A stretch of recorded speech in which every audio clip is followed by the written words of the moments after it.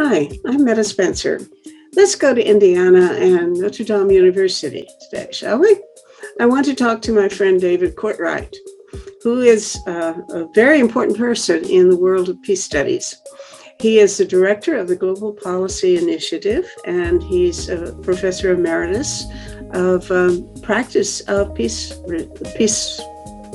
activism, peace something or other, at the Kroc Institute, which is a wonderful outfit, probably one of the main places in the world where you could really study peace on an amazing scale at Notre Dame.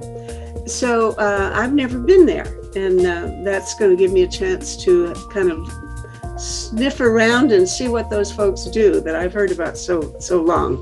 So good morning, David. Good morning, Meta. How are you? Good to see you. I'm in a very happy mood. This is going to be something I've looked forward to a long time. Let me tell you, as far as I know, you and I have met in person only once. And you would not remember it, but it's memorable to me because you really changed the course of my life. We met for lunch, or sat at the same table by accident, I suppose, at a meeting in, I think, New York, way back in the 80s. And you said that you were writing a book about the success of the American peace movement in influencing U.S. policy.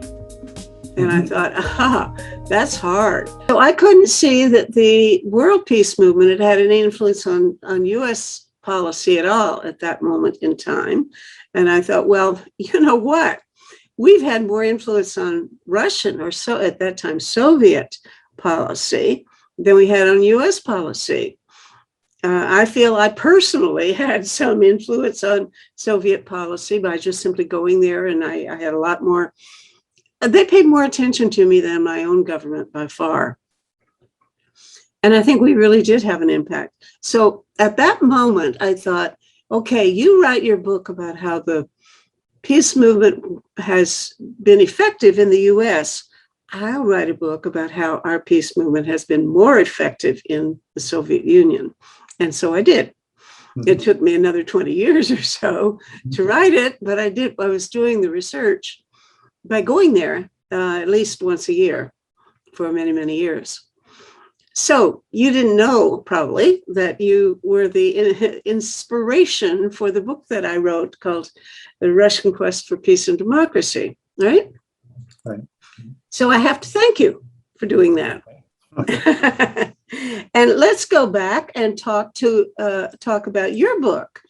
I don't remember the title of your book because, as you can imagine, I thought your book was going to be much less significant than mine because I thought we really didn't have much influence on U.S. policies. So tell me, do you still believe we did?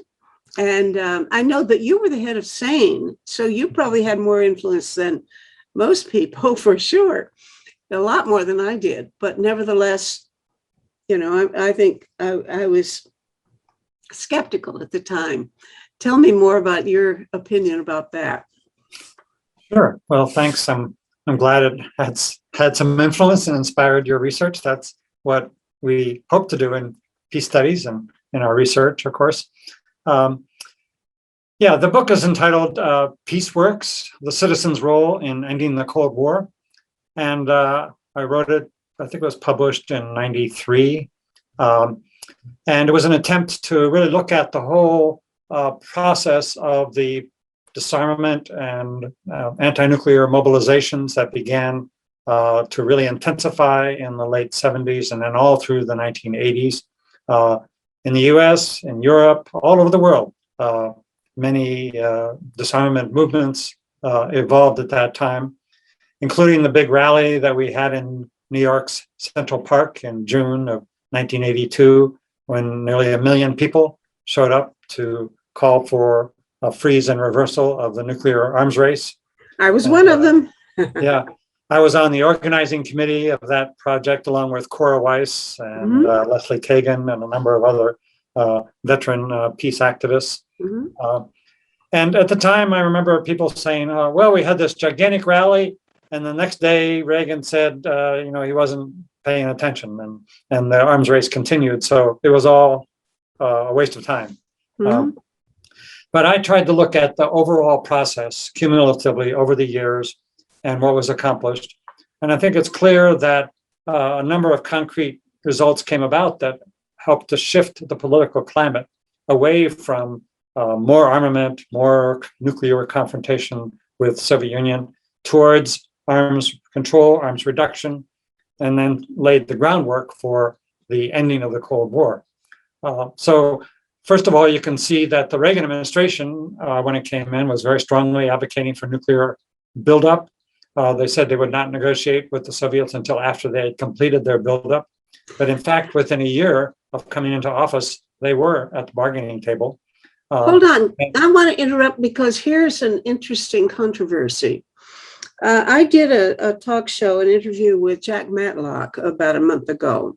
Sure. And I said just what you said, that Reagan had started off as a hawk and somehow sort of morphed into more of a dove.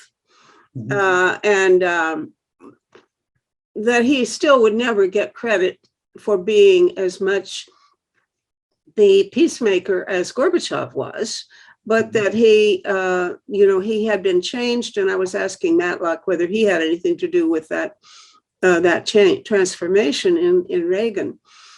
And he took issue with me and said that Reagan had always been pro-peace.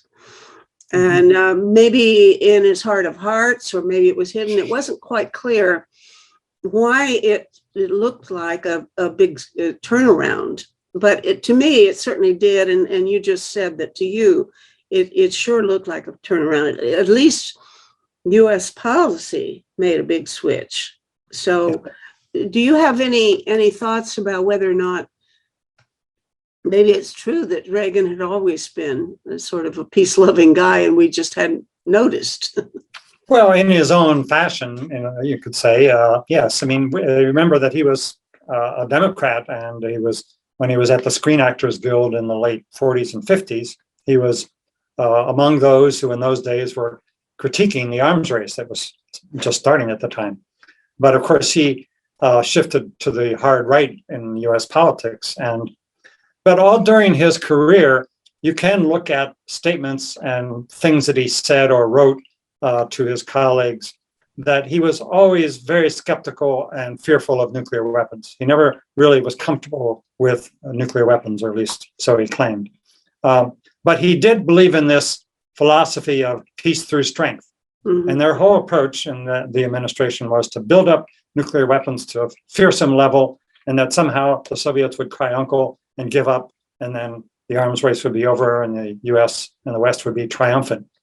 Now, the fact that the Soviet Union did kind of give up, under Gorbachev, in the sense of giving up its militarized nuclear kind of approach, doesn't mean that it was because of the buildup of our nuclear weapons and all of our military spending in the early 80s. Although there are plenty of people who would say that is why it was, Well, that's true, but, if you can look at the statements of Yakovlev, and a number of the key policymakers in the Soviet Union at the time, the ones who were actually making the decisions, said that for Gorbachev, and you probably know this as your scholarship, when they came into power in 84, 85 in the Soviet Union, they always had a reform agenda in mind. And as Yakovlev said at one point, we would have negotiated arms reductions sooner, but the Reagan people were not interested when we first began to approach them on this topic. And in terms of bankrupting the Soviet Union, well, the Soviet Union was, to an extent, bankrupted over the years, but that has to do more with the fundamental corruption of the system itself and the, excessive arms spending. But they didn't diminish their arms spending during the 80s. They were spending a huge amount, and they actually had more nuclear weapons than we did. If you go to the peak of the insanity of the arms race around 86, 87, they kept right on building more and more nuclear weapons. They changed as a political decision. And the US and Reagan were willing to move in that direction because they were facing a tremendous amount of political pressure at home to moderate their nuclear buildup and to negotiate with the Soviet Union. And all the pressure that we were applying as activists out in the streets in Central Park and in Europe, there was those huge demonstrations in 81 and 83, some of the largest demonstrations in history prior to the big demonstrations that were opposed to the Iraq War in February of 2003. But in 81 and 83, there were equally large demonstrations in many European cities against the nuclear weapons buildup. And in those demonstrations, the demand was no to US nuclear weapons, but also no to Soviet nuclear weapons. And it was the idea of a double zero. They wanted to eliminate all of the theater nuclear weapons that were being deployed at that time and were creating a tremendous increase in the nuclear danger or the risk of nuclear war. And the Reagan administration adopted that idea as their negotiating posture when they went into the talks about the intermediate range missiles, the INF treaty negotiations. And they did so despite the cautionary words of many of the military advisors of the administration and said, no, we don't want to give up our nukes. We want the Soviets to give up their nukes. But when they began to negotiate, that idea was on the table. And then Gorbachev came to the Geneva negotiations, and then at Reykjavik especially, and said, yeah, okay, we'll take the deal. Now, they disagreed about missile defense issues and the like, and they didn't come to a full agreement at that time. Well, just Star Wars, basically, wasn't it? That's about the size of it, yeah. And that's, we should talk about that. But just to stay with the Reykjavik story, they didn't agree at Reykjavik, but they did set the framework for negotiations. And those teams worked furiously then and in the weeks and months afterwards and came up with the treaty to eliminate all intermediate nuclear weapons in Europe. And initially, there were many in the US that said, well, no, we don't want to take this deal. Kissinger and Nixon famously wrote an op-ed saying, no, this is a bad deal for us. But Reagan was willing to accept it. And there was a political climate that had been created through the worldwide disarmament movement that made it good politics for Reagan to accept the Soviet deal. So you can look at it at that level. You can also look at the way in which the whole nuclear freeze movement began to catch on very widely across the United States. It led to the development of an arms control caucus within the US Congress, very active, which put pressure on the administration. They actually threatened to withhold funds for some of their nuclear weapons unless the administration was willing to negotiate and be more flexible with the Soviet Union. Hold on. This is the Congress that was threatening to do that? Yeah, and there was legislation. I can't remember what the balance of power was in Congress at that time. Must have been Democrats, although I wouldn't even say that Democrats were, much more peace-loving than the Republicans. Yeah, most of the members of the Arms Control Caucus were Democrats, but they and it was bizarre and strange politics. The administration wanted to build the MX missile. We had a very effective lobby in the U.S. to restrict and end some aspects of the MX missile program, and that went on for years. I was at the center of this big coalition to stop the MX missile. And part of what went on in Congress is the strange politics of Washington was the Congress would say, we're not going to fund any more missiles unless you go to the Geneva bargaining table, negotiating table, and reach an agreement with the Soviet Union to limit the arms buildup. So they would go back and forth, and the administration would change some of its positions. And in exchange, Congress would give a little bit more money for the missiles. And there were, 5 or 6 huge legislative battles over these issues where the Congress actually did cut off funding for the MX a couple of times. Other times they allowed it, but only after they got promises from the administration to be more flexible on arms control. Okay. But, and there was also the fight over nuclear weapons testing. Here again, we battled in the US Congress and were able to gain a majority in 87 and then 86, 87. And several times thereafter, Congress voted to cut off all funding for nuclear weapons testing in the United States. And that was one of the main gestures that Gorbachev made. Remember, on the 50th anniversary of Hiroshima, he announced, was it the 50th? My math is off here a little bit. I don't remember 40th. either, but Maybe it's the moratorium, 40th. a moratorium on Whatever it was. Yeah, 50th. That they offered to halt and did halt all Soviet nuclear testing unilaterally and asked the US to respond. Of course, the US did not. But then Congress went to work to cut off the funding. And eventually the US did also completely end nuclear testing. So there's those kinds of ways in which specific measures were adopted to force the administration's hand. And more importantly is that there was a political climate that was created in the US and worldwide, as demanding that political leaders show progress towards reducing the nuclear weapons threat. And that worked on Gorbachev as much as it did on Reagan. I'm sure you have in your book, how they were observing the worldwide nuclear movement that was going on. Well, actually, I think that's really what was on my mind at the time when I contrasted the the American government's position to that of the Soviets' position, in that the officially and ostensibly the U.S. government, or at least the administration, ignored or discounted the importance of any demonstrations. They didn't. Whereas I was having my way paid by the Soviet government to meetings in Moscow, where I would meet with the highest level people.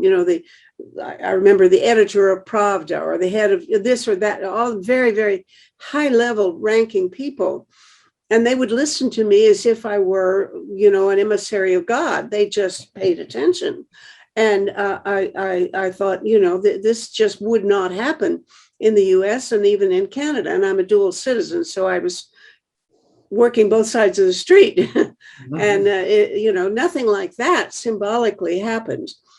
But seriously, I was invited along with huge numbers of other people to participate in street demonstrations and so on. I remember the first trip, I think, was to Prague. And it must have been, in that case, it was probably paid for by the Czechoslovak then government.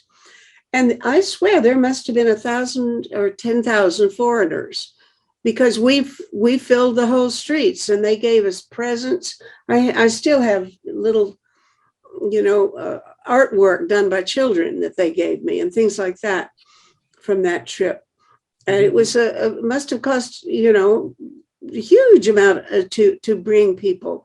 That was just to Prague, and then some other things in Moscow. Frequent trips to have dialogues with high-ranking Soviet officials in Russia. And the thing that impressed me, because here in Toronto, I'd come home to people who would say, now, I hope you were polite and you didn't raise any troublesome issues, and you mustn't have, sounded too confrontational or ask them about their nuclear weapons or anything that would embarrass them, because we're trying to make peace, which means that you don't talk about anything troublesome.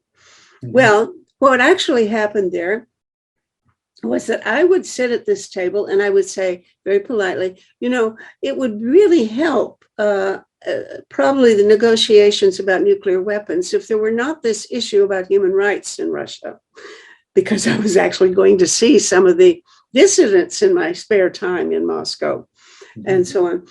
And they would give me their canned response to, human rights is not relevant or whatever. But then we'd have a coffee break and we'd go off and individually talk. And they would come to me and they'd say, that's it. That's just what we want you to say. Keep going. That's just right.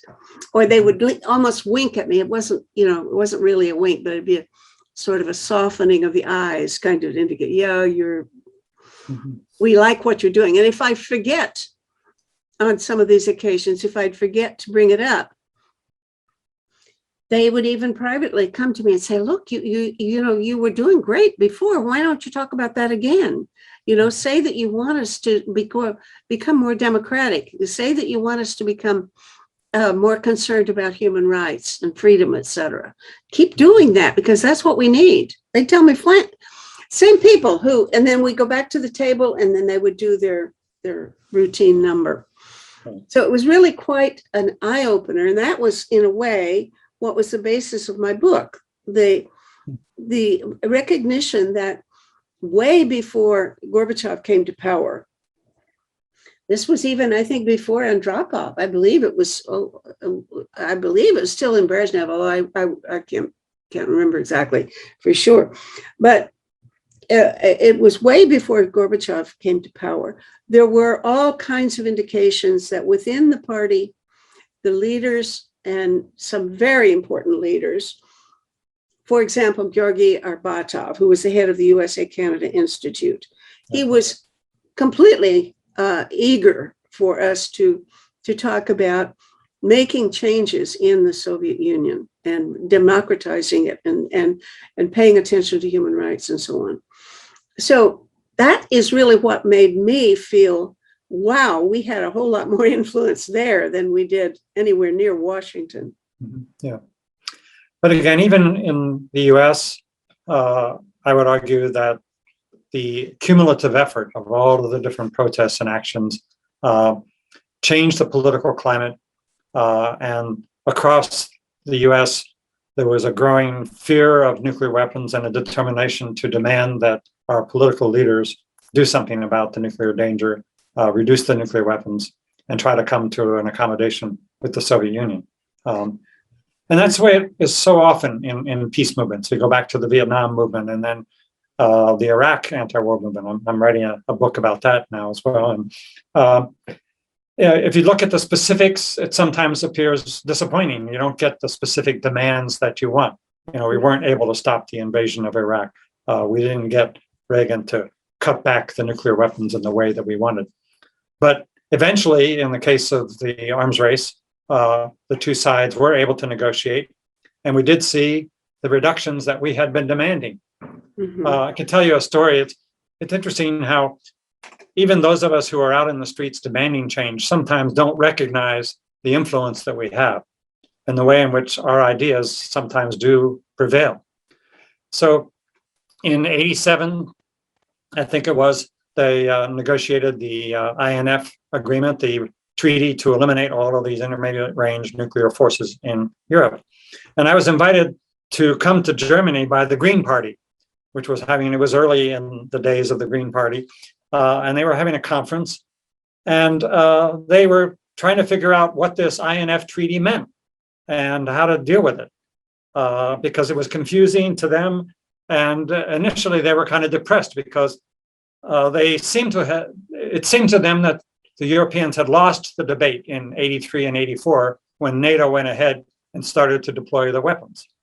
And yeah, that's what it looked like. But the idea of a zero option, of reducing and eliminating all of these weapons from both the Soviet Union and the NATO side, continued. And it was at the bargaining table. And then Gorbachev, as I mentioned, took the idea and presented it to Reagan at the negotiating table. And lo and behold, they agreed to that as the terms for the treaty. So when I got to the Green Party meeting, everybody was sort of gloomy. And wait, your meeting was after the INF treaty had been negotiated. Yeah. They had just finished the negotiation, and I guess it was already beginning to take effect. And so when it came my turn to speak, and I said, we really shouldn't be seeing this as a setback or as a problem. This was because of what we did. The ideas that were put into this agreement came from the peace movement, not from the arms negotiators. And both on the US side and on the Soviet side, our ideas got on the agenda. And eventually they signed an agreement to do exactly what we had demanded. And it never happens in the way you might expect, and you can't always tell whether you're having an impact. And by the way, it's really important to understand that all political leaders deny that they are being pressured by rabble in the streets, or as Bush said, I'm not going to be influenced by a focus group. But the truth is that they are very worried about all of the people in the streets, and they pay attention, and they spend a lot of money and effort to try to persuade us otherwise, and to propagandize the public about what's in the policy. They lie, in other words. But people's involvement, pressing for negotiation, and demanding an end to war, an end to the arms race, that can have an impact, and it always helps to shape the political climate, and eventually it has a cumulative impact. That was certainly true, in the Vietnam anti-war movement, which went on for 10 years. It was very depressing. The killing in Vietnam seemed to be relentless, and it couldn't be stopped. But in many steps along the way, the anti-war movements exerted enough pressure to influence the course of the war and forced the United States to have to pull out, and then eventually led to the Vietnamese victory. So, you never know when you're having impact. It's always too early to say you failed, and you need to stay involved in the activism and have faith that we will prevail and will have influence. And in any case, not to protest, I would say, is to give in to the other side, is to accept all the lies and all the violence and the suffering and the killing that comes from these policies. So I think we have an obligation to have faith in the power of people, in the ability of ideas and words eventually to have influence to shape the debate. What I try to do in my research is to identify through a careful reading of the history of these events how we do have that influence and how you can trace it to specific activities and events. So this wasn't just your thrust in that one book. You've continued making the same point in other contexts about the Iraq War and so on. Yeah, and the Vietnam War. It would be harder, I think, even harder, let's say, to make one about the Iraq War. Did you feel, I don't know, how do you argue that case, that the protests against the Iraq War had any influence? Yeah, well, we did not stop the invasion, but it's interesting if you look that, Bush was reelected and so was Blair, but in every other country where there was a leader as the French prime minister at the time, can't remember, the Spanish prime minister at the time, who was unceremoniously dumped by the electorate a year later, and other politicians who had supported the war paid a price in their countries. And keep in mind that the UN refused the demand of Bush and Blair that they authorized the use of force. So they had to go to war without any real support. I mean, they talked about a coalition of the willing, but if you look at what actually happened on the ground in Iraq, other countries sent, 100 troops, 500 troops, small numbers, but they did not engage in combat. And the U.S. had to bear the burden of the war. More than 95% of the casualties came from the U.S. and then also the U.K. suffered some casualties, and Poland a little bit.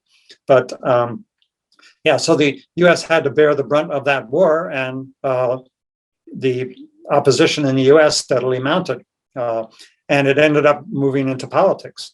So there was a very strong push, mostly from within the Democratic Party, to campaign on an anti-war position, on a position of ending the war in Iraq.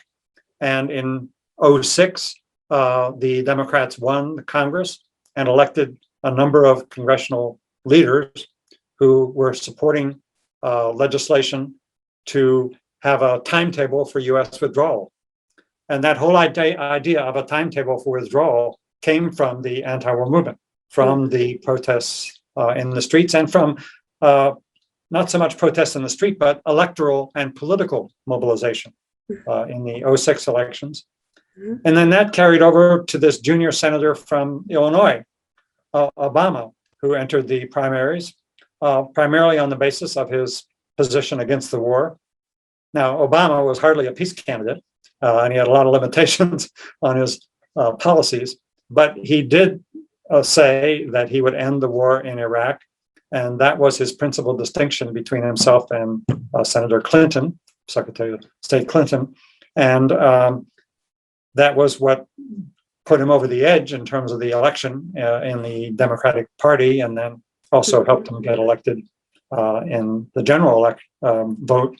And again, his way of ending the war was not what we wanted. We wanted an immediate pullout of American troops that took the better part of 3 years, but we did get American troops out. And at the end of the day, who benefited from the Iraq war? The Iranians.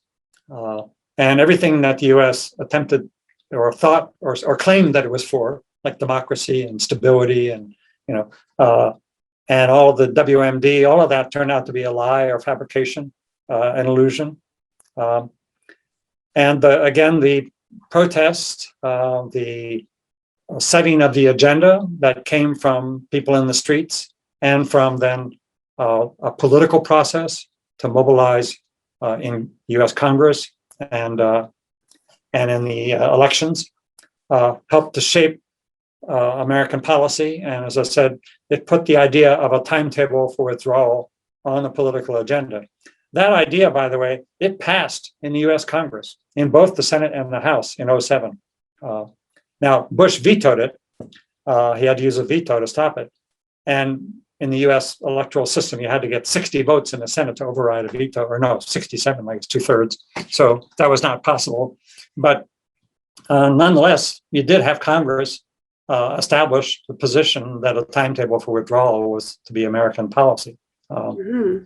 Okay, that's worth remembering because, of course, that applies in Afghanistan as part of that. Yeah, same thing there. People are fed up.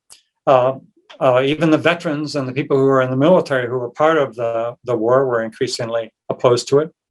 And again, that happened in Vietnam. I was part of that whole movement. Those of us who were in the military during the Vietnam War, many of us began to speak out.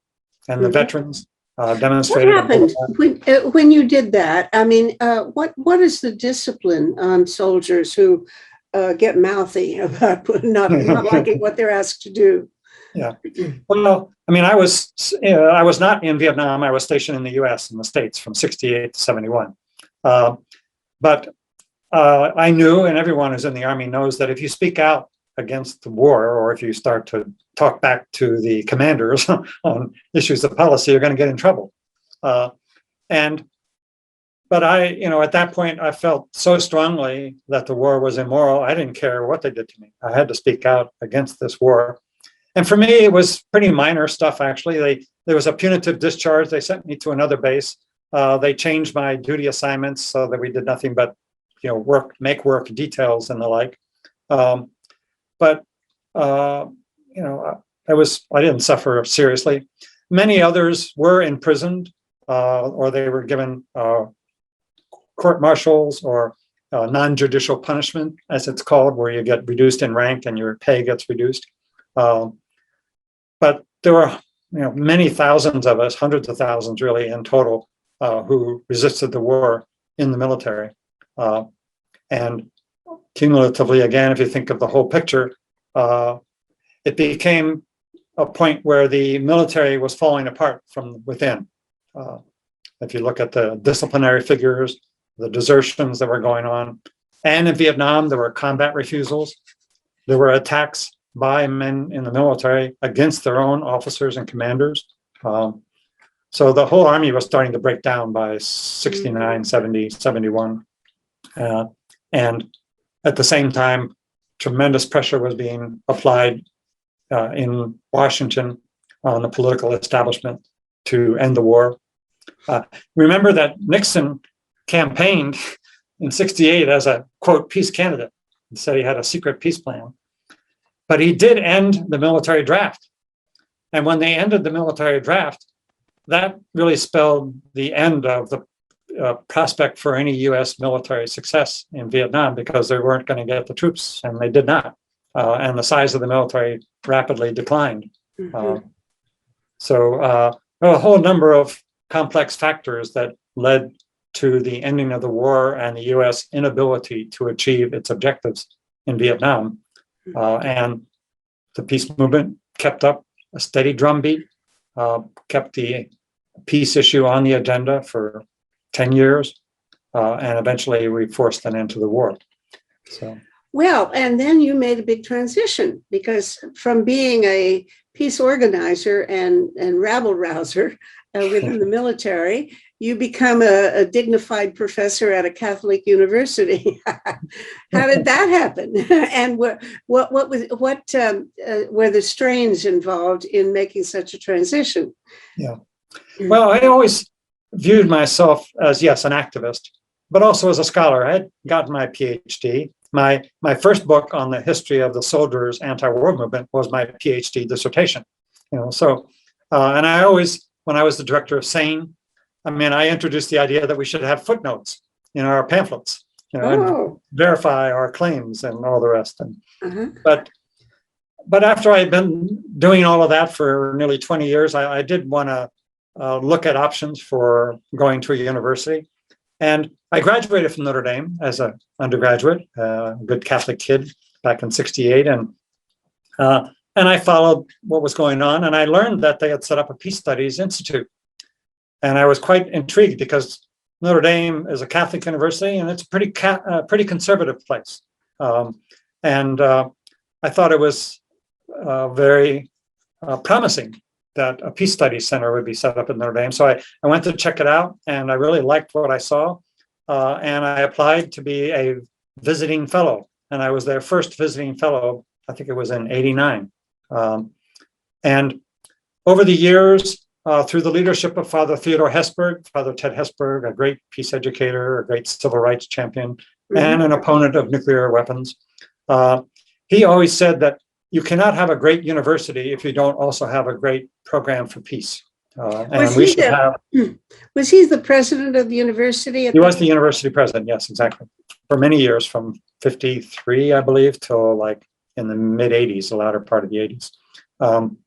And he went ahead and set up a Peace Studies Center. He also set up a center on civil and human rights as sort of his legacy as he retired from the presidency. But he wanted to have these institutes, and same logic for each, that there should be at a great university the study of human and civil rights and the study of peace. And it's grown into a tremendous program. It's one of the, as you said in your intro remarks, it's one of the largest in the world. And it's called the Kroc Institute because he became good friends with Mrs. Joan B. Kroc, the widow of Ray Kroc. And Ray had been the business person who created the McDonald's restaurant chain and this fabulous fortune that came from it.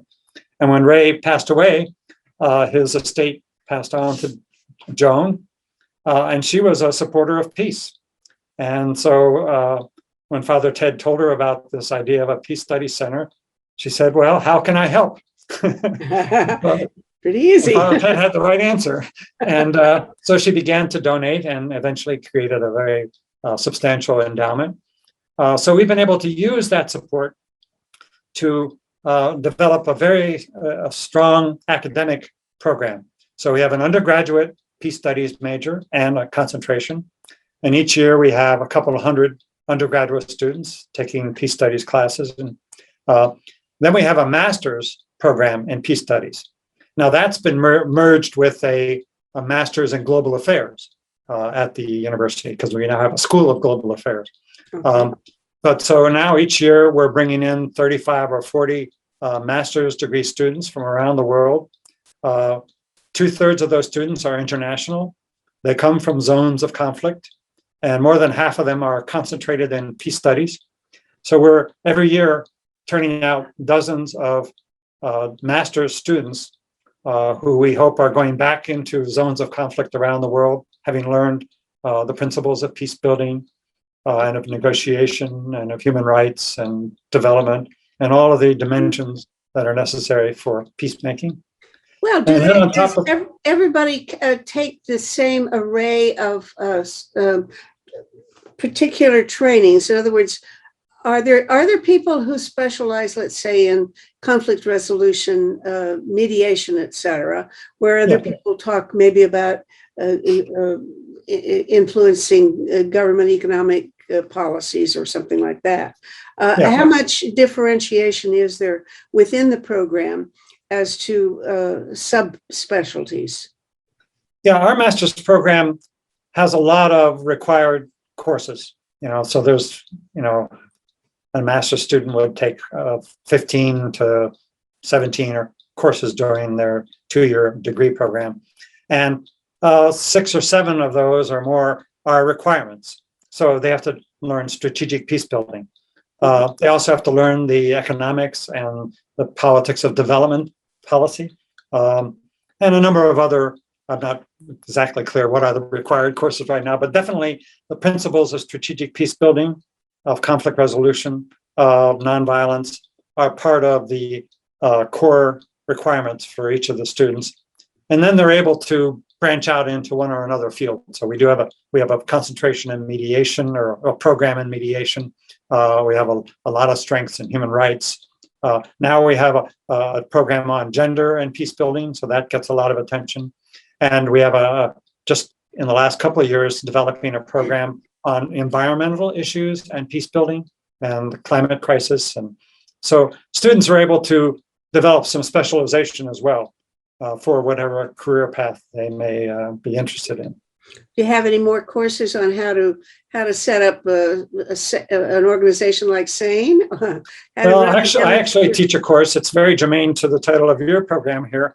My course is entitled "How to Change the World," and what I do, you mentioned how do I bring this into harmony with my activist life. Well, I basically try to teach the students what I've learned through a career in activism. As I say to them, I've made a lot of mistakes along the way, so I can share some of them with you and help you to avoid them and to also see what works. But I really do try to teach, some of the basic principles of nonviolence, what Gandhi and King and others had to say, and why that's essential foundation for any effective social change. And then what strategy is about, why it's important to have sound strategy, following the work of Gene Sharp, and now the more recent work of Erica Chenoweth and Maria Stephan, yes. But then we talk about cases, so I talk a little bit about the Vietnam anti-war movement and the civil rights movement. But lately we're talking about the Black Lives Matter movement and the global climate change movement with groups like Sunrise Movement and also the Occupy movement from a few years ago. So I always ask the students, what movements are of interest to you? What are you concerned about? And so let's study that in this class and use it as a laboratory to think about what are the most effective ways to address the climate crisis or to address issues of racial justice. So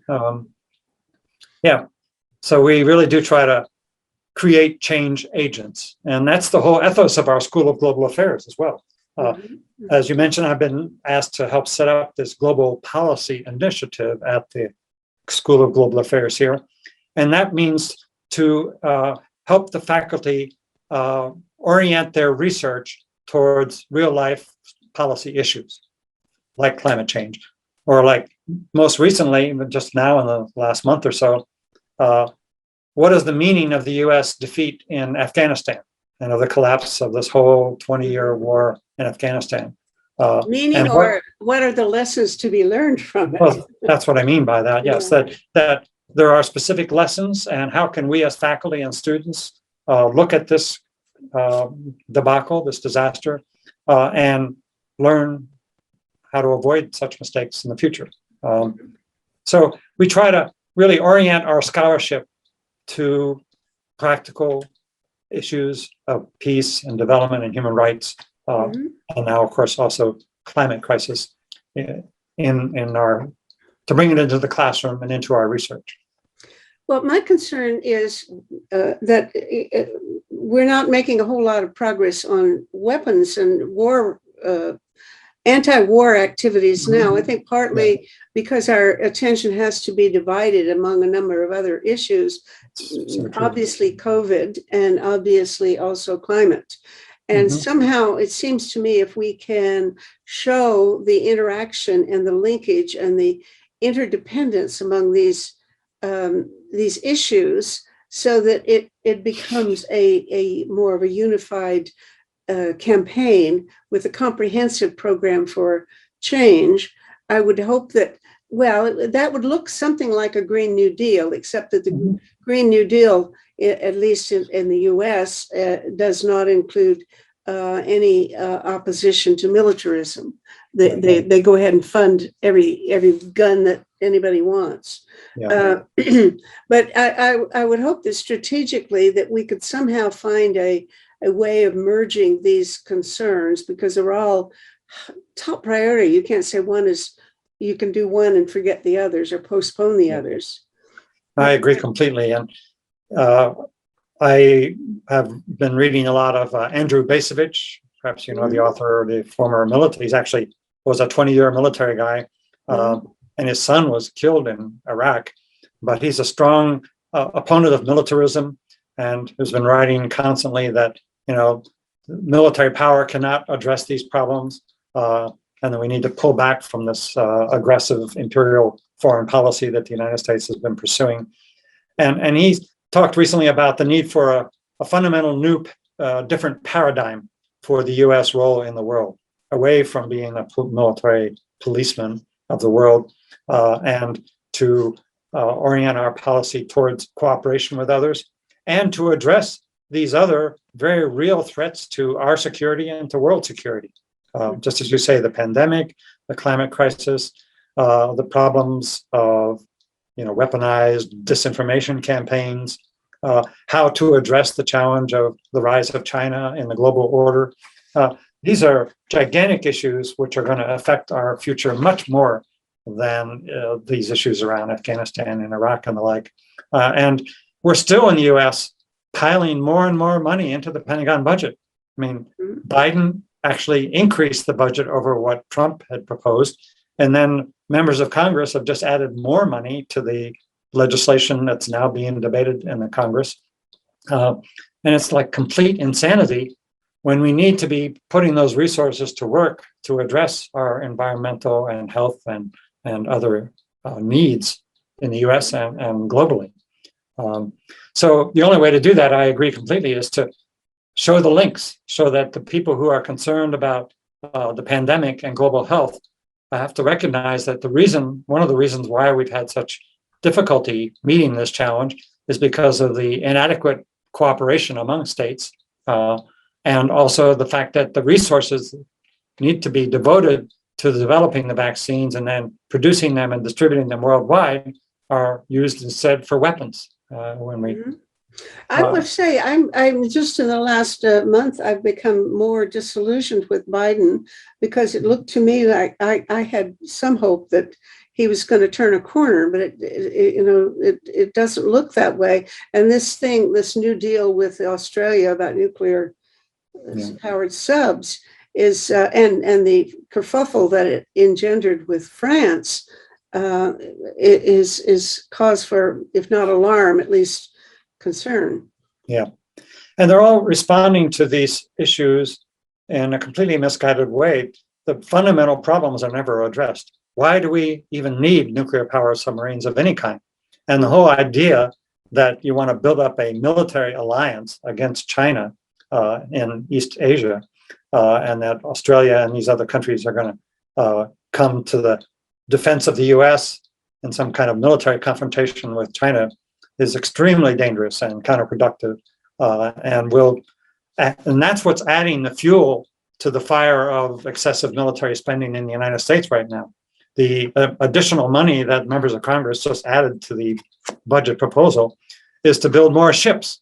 This insane idea that the United States is going to send all these fleets over to the West Pacific, and we are doing this, and that somehow this is going to intimidate China and somehow force it to cry uncle. It's kind of the same madness that we saw with the Soviet Union during the worst days of the Cold War, except for this is extreme. I'd say it's even more dangerous because the effect that it has on China is to only, it seems to me, facilitate or encourage the militarists on their side.